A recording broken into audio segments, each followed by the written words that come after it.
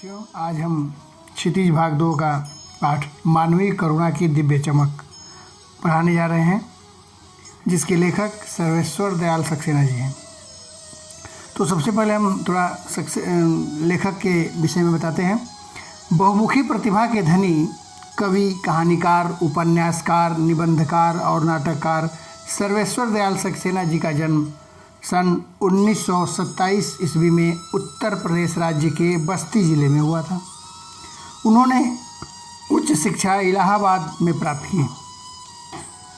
उन्होंने अध्यापन किया, आकाशवाणी में सहायक प्रोड्यूसर के रूप में कार्य किया, दिनमान पत्रिका के उप संपादक तथा पराग के संपादक भी रहे।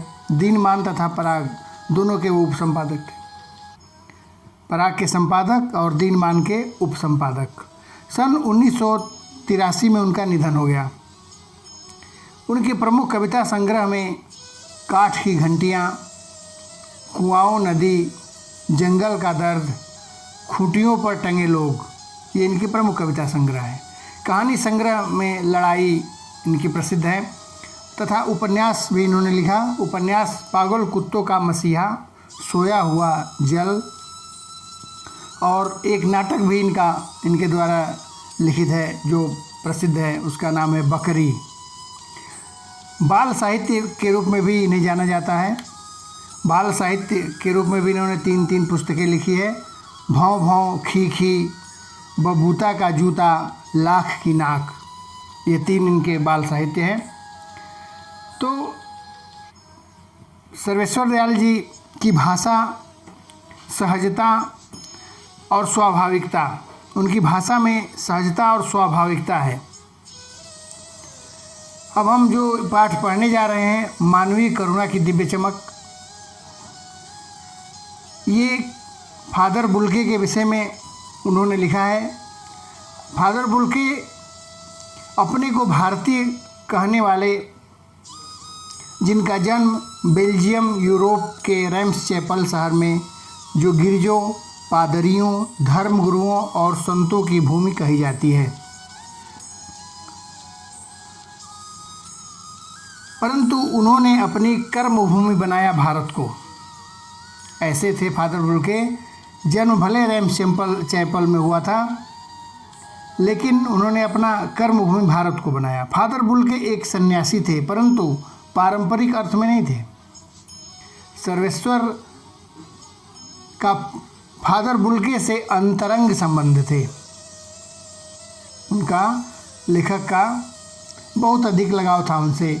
लेखक का मानना है कि जब तक राम कथा है, इस विदेशी भारतीय साधु को याद किया जाएगा तथा उन्हें हिंदी भाषा और बोलियों के अगाध प्रेम का उदाहरण माना जाएगा। जब तक रामचरितमानस, रामायण यहाँ के लोग पढ़ते रहेंगे, तब तक, अर्थात हमेशा इन्हें याद किया जाएगा, इन्हें कभी भुलाया नहीं जा सकता। ऐसे थे फादर बुल्के। नेक्स्ट देखते हैं, प्रारंभ करते हैं हम पाठ को। फादर को कह रहे हैं लेखक कि फादर को जहरबाद से नहीं मरना चाहिए था। जहरबाद मतलब गैंग्रीन, कैंसर का ही रूप होता है। एक ऐसा फोड़ा जिसमें बहुत पीड़ा होता है और ठीक नहीं होता, उस तरह से इन्हें लास्ट में, अंत में इन्हें गैंग्रीन हो गया था, जहरबाद हो गया था, जिसकी रगों में दूसरों के लिए मिठास भरे, अमृत के अतिरिक्त इनका स्वभाव ऐसा था कि दूसरे लोगों के अंदर हमेशा मृदुल भाषी थे। कितनी बड़ी से बड़ी पीड़ा वाला व्यक्ति अगर उनके पास जाता था तो अपनी वाणी से, अपने व्यवहार से उसकी पीड़ा को ऐसा लगता था जैसे हर लिया हो। उनके मुख से हमेशा अमृत का रस टपकता रहता था। ऐसे कह रहे हैं लेखक कि इस तरह के महान व्यक्तित्व वाले संत फादर बुल्के के साथ इस तरह की बीमारी कैसे हो गई, गैंग्रीन कैसे हो गया, जहरबाद कैसे हो गया, इस तरह का विधान क्यों करें। विधान बने नियम, इस तरह का नियम ईश्वर ने ऐसा विधान क्यों किया, ऐसा नियम क्यों बनाया, ईश्वर ने ऐसा क्यों किया, इस तरह के व्यक्ति जो दूसरों के दुख को, पीड़ा को हरने वाले थे, हमेशा उनके मुख से अमृत टपकता रहता था। यह सवाल किस ईश्वर से पूछे? कह रहे हैं ऐसा हम किस ईश्वर से पूछें कि ऐसे व्यक्ति को इस तरह की गंभीर बीमारी, पीड़ादायिनी बीमारी कैसे हो गई? प्रभु की आस्था ही जिसका अस्तित्व था, जिसका पूरा अस्तित्व प्रभु में विश्वास करना ही था, उसे देह माने शरीर, देह मतलब शरीर की यातना की परीक्षा उम्र के आखिरी देहरी पर क्यों? आखिरी देहरी मतलब अंत समय, आखिरी समय में। देहरी माने दहलीज, उम्र के आखिरी दहलीज पर इस तरह की बीमारी, इस तरह की पीड़ादायिनी बीमारी क्यों हुआ? एक लंबी पादरी की सफ़ेद चोंगे से ढकी आकृति, कह रहे उनकी आकृति बिल्कुल लंबी थी। पादरी का सफ़ेद चोगा माने वस्त्र जो पादरी लोग पहनते हैं, ऊपर से नीचे तक वाइट कलर का, सफ़ेद कलर का, वो उसी में ढकी हुई आकृति। गोरा रंग, सफ़ेद झाई मारती भूरी दाढ़ी, सफ़ेद रंग था और भूरी भूरी उनकी दाढ़ी भी सफ़ेद हो गई थी। नीली आँखें, नीली नीली उनकी आँखें थी जो हमेशा गले लगाने के लिए, ऐसा लगता था उनको देख करके कि किसी को भी गले लगाने के लिए आतुर थी। अर्थात सबसे वो प्रेम पूर्वक बातें करते थे, किसी के प्रति वैर, नफरत या दुर्भावना नहीं थी। सबके पीड़ा को वो अपने वाणी से ही हर लेते थे। इस तरह का उनका स्वभाव था। इतनी ममता, इतना अपनत्व इस साधु में अपने हर एक प्रियजन के लिए उमड़ता रहता था। जो भी उनके प्रियजन थे, सब के लिए इस तरह का उनका स्वभाव था। ऐसा नहीं कि किसी के लिए था, किसी दूसरे के लिए दुर्व्यवहार हो, ऐसा नहीं था। जिसको भी वो जानते थे, सबके साथ इसी तरह का बर्ताव करते थे, इसी तरह का व्यवहार करते थे। Next page. कह रहे हैं कि लेखक कि मैं 35 साल से इसका साक्षी हूँ। साक्षी मतलब गवाह। कह रहे मैं गवाह के रूप में हूँ, लगभग 35 साल से, 35 ईयर से देख रहा हूँ। तब भी जब इलाहाबाद में थे और तब भी जब वह दिल्ली आते थे, उस समय भी उनका ऐसा ही स्वभाव था। जब इलाहाबाद और दिल्ली, चाहे जहाँ भी रहे हों, आज उन बाहों का दबाव मैं अपनी छाती पर महसूस करता हूँ। छाती पर महसूस करने से तात्पर्य है, ऐसा लगता है जैसे आज भी वो अपने बाहों में मुझे लिए हुए हैं, अपने हृदय से मुझे लगाए हुए हैं। आज भी ऐसा एहसास होता है, उनके दिवंगत हो जाने के बाद भी ऐसा उनका स्वभाव था। फादर को याद करना एक उदास शांत संगीत सुनने जैसा है। उदास और शांत संगीत, ऐसा शांत रस का संगीत सुनने जैसा इनका स्वभाव था। उनको स्मरण करने से ही मन को बिल्कुल शांति मिलती है, जैसे भगवान के सामने, ईश्वर के सामने मधुर संगीत बज रहा होता है, शांत रस का जिसमें संचार हो, निर्वेद अस्थायी भाव है। तो शांत रस जैसा, शांत मधुर शांत संगीत जैसा, अर्थात हृदय को ऐसा लगता है जैसे सारी पीड़ाएं समाप्त हो गई हो उनको याद कर लेने मात्र से। ऐसा उनका स्वभाव था फादर का। उनको देखना करुणा के जल में स्नान करने जैसा है, और उनका दर्शन करने से तो ऐसा लगता है जैसे करुणा, हमने प्रेम के जल में ही आदमी डुबकी लगा रहा हो, स्नान कर रहा हो। उनके दर्शन मात्र से ऐसा होता था। कितनी ही पीड़ा क्यों न हो, वो पीड़ा दूर हो जाती थी उनके दर्शन मात्र से। और उनसे बातें करना कर्म के संकल्प से भरना था, और उनसे बात करना ऐसा लगता था जैसे वो कर्म के संकल्प से भरे हो। आदमी, कोई भी व्यक्ति अगर उनसे जो बातें करता था, अपने कर्म के प्रति जागरूक हो जाता था, अपने कर्म के प्रति समर्पित हो जाता था। ऐसी वाणी थी उनकी। मुझे परिमल के वे दिन याद आते हैं। परिमल एक शब्द आया है परिमल शब्द वह है एक संगोष्ठी जिसमें कवि लेखक जो भी साहित्यकार थे मिल करके बनाए थे। कई उसमें साहित्यकार थे जिसमें निराला के प्रसिद्ध काव्य संकलन से प्रेरणा लेकर के, निराला जी के जो प्रसिद्ध काव्य हैं उससे संकलन लेकर 10 दिसंबर 1944 को प्रयाग विश्वविद्यालय में साहित्यिक अभिरुचि रखने वाले कुछ उत्साही युवक मित्रों द्वारा परिमल समूह की स्थापना की गई थी। इसका यही काम था, इसमें कहानी, नाटक, उपन्यास जो भी लिखा उस पर चर्चा होती थी। तो फादर बुल्के भी इसमें सम्मिलित होते थे तथा अपनी राय, स्पष्ट राय रखते थे जो भी उसमें लेखक या कवि होते लिखते उस पर। जब हम सब एक पारिवारिक रिश्ते में बंधे जैसे थे जिसके बड़े फादर बुल्के थे, ऐसा लगता था कि परिमल में जितने सदस्य हैं सब एक परिवार के सदस्य हैं और उन सब का गार्जियन, उन सब का मुखिया फादर बुल्के हैं। सबको मार्गदर्शन करते, सबको समझाते। बेल्जियम के रहने वाले भी फादर बुल्के, हिंदी में इन्होंने पीएचडी किया था, कई साहित्य भी लिखी, साथ ही साथ हिंदी को राष्ट्रभाषा बनाने का भी उनकी इच्छा थी। तो हिंदी के वो अच्छे जानकार थे। हमारे हंसी मजाक में वो निर्लिप्त शामिल रहते थे। निर्लिप्त मतलब आसक्ति रहित होकर के वो शामिल होते। हमारी गोष्ठियों में वह गंभीर बहस करते तथा हमारी गोष्ठियों में वो गंभीरता के साथ बहस करते, अच्छाइयों को बताते, बुराइयों को दूर करने के लिए प्रेरित करते। फादर बुल्के का ऐसा स्वभाव था। हमारी रचनाओं पर बेबाक राय और सुझाव देते और हमारे घरों के किसी भी उत्सव और संस्कार में वह बड़े भाई और पुरोहित के रूप में हमेशा खड़े रहते। कोई भी घर में अगर होता था उत्सव त्यौहार, उसमें वो बड़े भाई और पुरोहित बोलते हैं जिसे पंडित लोग आकर के पूजा पाठ कराते हैं, मार्गदर्शन करते हैं किस तरह से अनुष्ठान करना है, पूजा करना है, उसे पुरोहित करते हैं। तो उस तरह से वो आकर के अपने आशीषों से भर देते थे, आशीर्वाद दे करके मेरे घर को ऐसा लगता था जैसे अपने आशीर्वादों से भर दिए हों। मुझे अपना बच्चा और फादर का उसके मुख में पहली बार अन्न डालना याद आता है। कह रहे मुझे अपने बच्चे का, जब इनको लेखक महोदय को पुत्र रत्न की प्राप्ति हुई उस समय भी पहली बार अन्नप्राशन संस्कार होता है।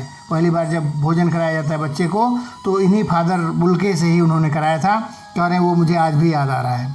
और नीली आँखों की चमक में तैरता वात्सल्य, ऐसा वात्सल्य रस का नाम है जो माता पिता का बच्चों के प्रति प्रेम होता है, उसे वात्सल्य रस कहते हैं। माता पिता अपने पुत्र या पुत्री अपने बच्चों से जैसा प्रेम करते, बिल्कुल फादर बुल्के इनके पुत्र तथा इन लोगों से उसी वात्सल्यता की भावना उनकी आंखों में दिखी।